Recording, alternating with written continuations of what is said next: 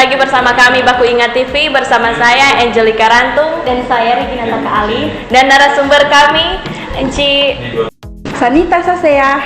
Beliau sebagai dosen Universitas Negeri Manado, program studi pendidikan sosiologi. Apa kabar hari ini, Enci? Kabar baik.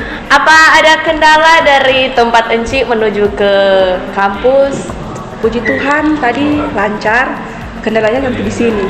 Apa kendalanya, Enci?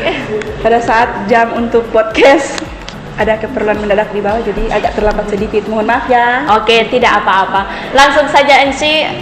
Kali ini tim Baku Ingat TV mau mengangkat tentang pergaulan bebas atau kenakalan remaja. Nah, Enci, menurut Enci, apa sih itu pergaulan bebas atau kenakalan remaja? Oke. Jadi ini mau jawab sesuai pendapat Enci atau sesuai pendapat Enci, bahasa Enci tidak apa-apa.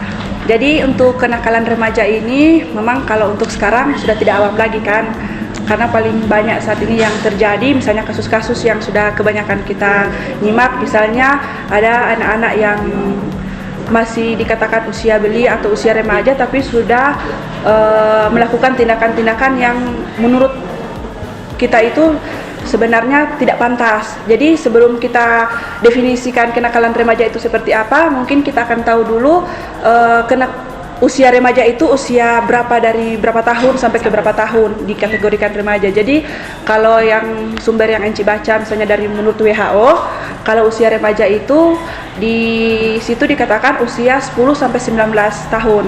Tapi kalau untuk BKKBN sendiri punya standar tersendiri yaitu 10 sampai 20 tahun kalau Enci tidak salah ingat ya.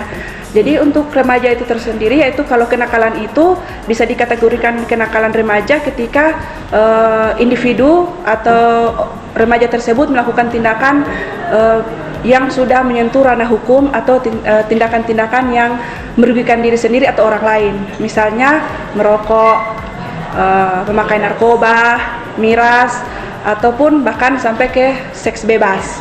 Itu yang dikategorikan dengan kenakalan remaja. Sementara untuk kenakalan-kenakalan ini sebenarnya ada banyak-banyak faktor juga. Jadi tidak harus kenapa dia melakukan tindakan ini sebenarnya usianya masih segini. Kan bisa kita harus menjudge, masih kecil, atau kalau orang Manado bilang masih kecil dia sobat nakal.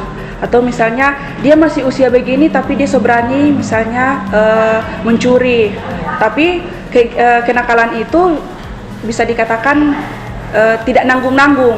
Sekalinya dia melakukan memang langsung ke polisi.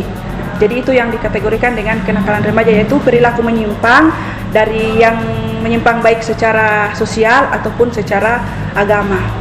Oke, jadi itu menurut Enci pergaulan bebas. Enci, di sini sebagai dosen atau pimpinan kampus, pencegahan apa yang Enci lakukan jika mahasiswa terjerumus ke pergaulan? Oke. Jadi mahasiswa itu kalaupun dilihat sekarang ya, terlepas dari mungkin di sini ada yang tinggal dengan orang tua atau ada yang ngekos, memang kesempatan ini kalau tidak dibentengi dengan iman yang kuat, bagian adik mahasiswa tentu akan jebol juga. Misalnya sudah mulai mengikuti kegiatan-kegiatan yang tidak positif.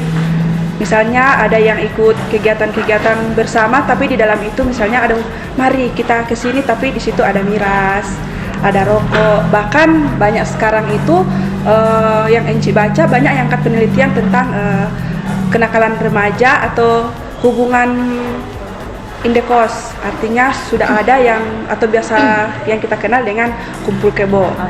Ya, karena kan itu pengawasan orang tua di sini tidak lagi terpantau secara 1x24 jam. Karena masing-masing seharusnya bertanggung jawab terhadap diri masing-masing. Ya. Terus Enci, apakah ada dampak pergaulan bebas bagi generasi muda saat ini? Ada. Kalau menurut Enci itu ada.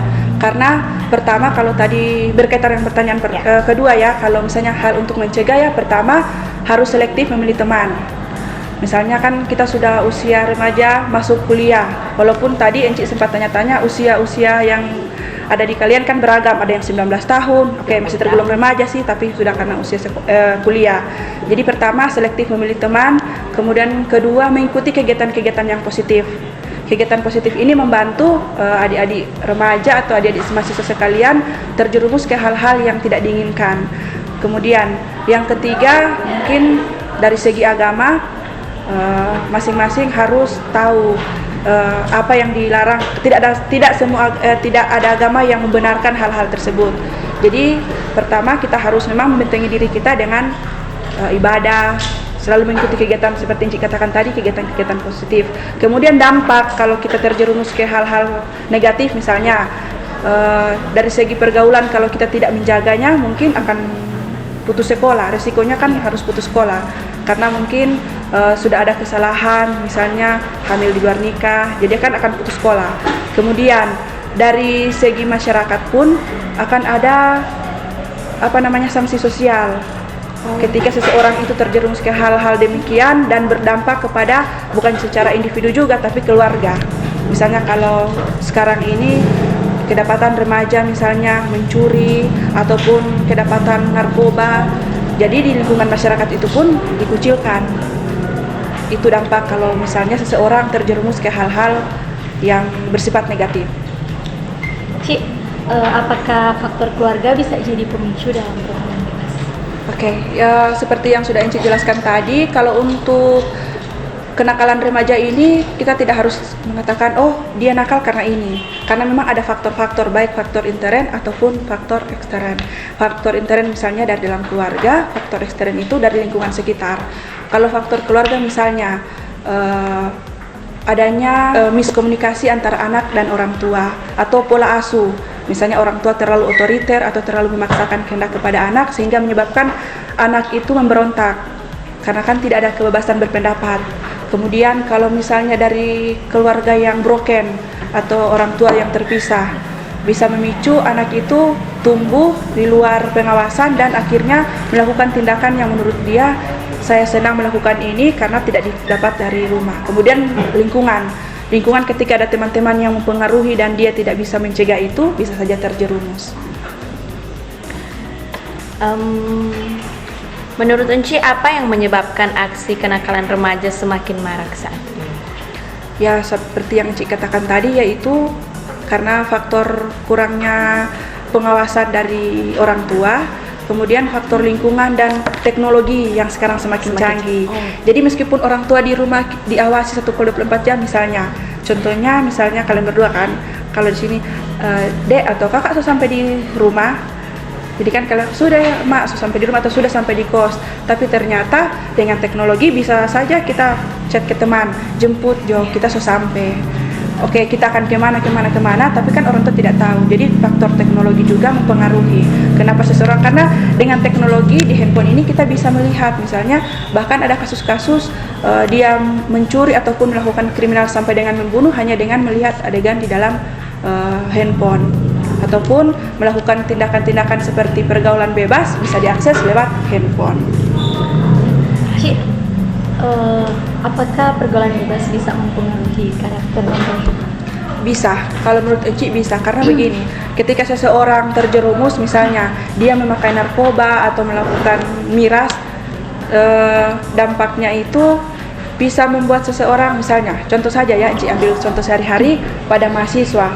Dia kan di sini diberikan kepercayaan orang tua untuk kuliah. Ketika sampai di sini dia misalnya sudah mengenal cinta, atau kan seperti yang Cik sudah katakan tadi, misalnya ada hubungan indikos yang ya dikatakan bukannya menambah dia semangat untuk kuliah, tapi akhirnya tidak ke kampus lagi. Itu banyak kejadian karena ini berdasarkan dengan fakta yang ada ya, karena Cik sering melihat banyak yang melakukan penelitian demikian dan memang itu ada.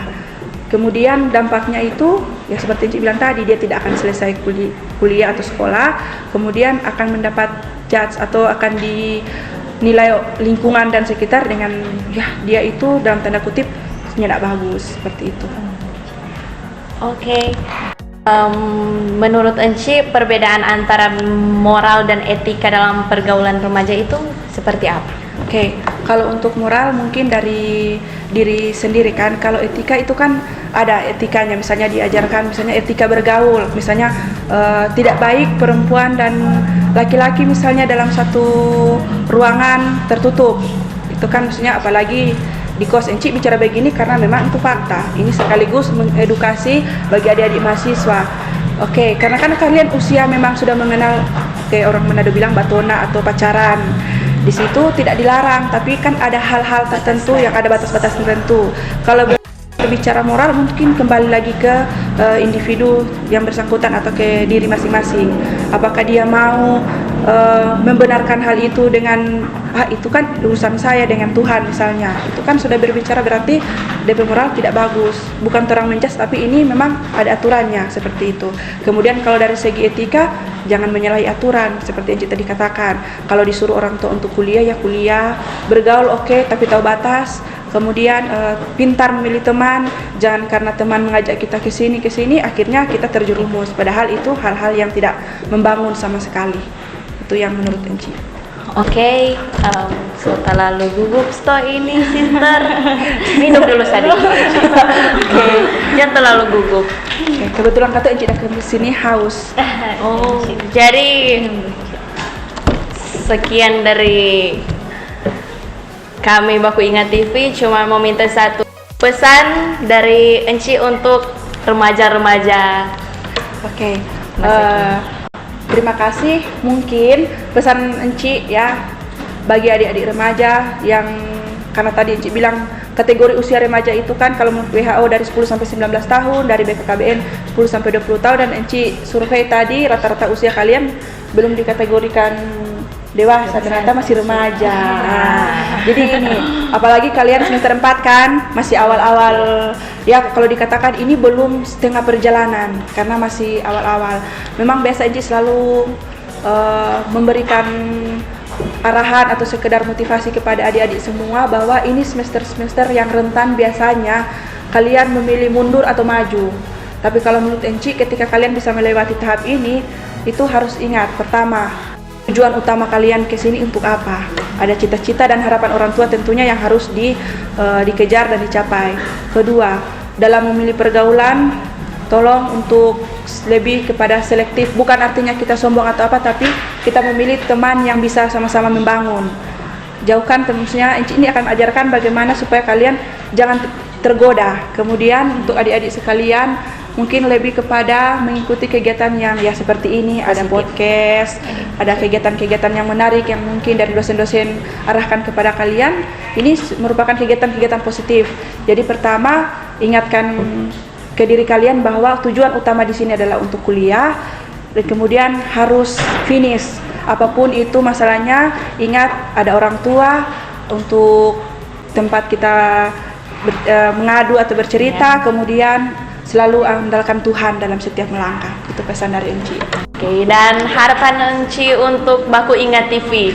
Untuk Baku Ingat TV, Enci berharapan semoga lebih eksis dari sekarang, dimulai dari adik-adik semester 4. Karena tentunya podcast di sini yang kalau Enci tidak salah dengar, pertama kali yang di sini itu ada di sosiologi.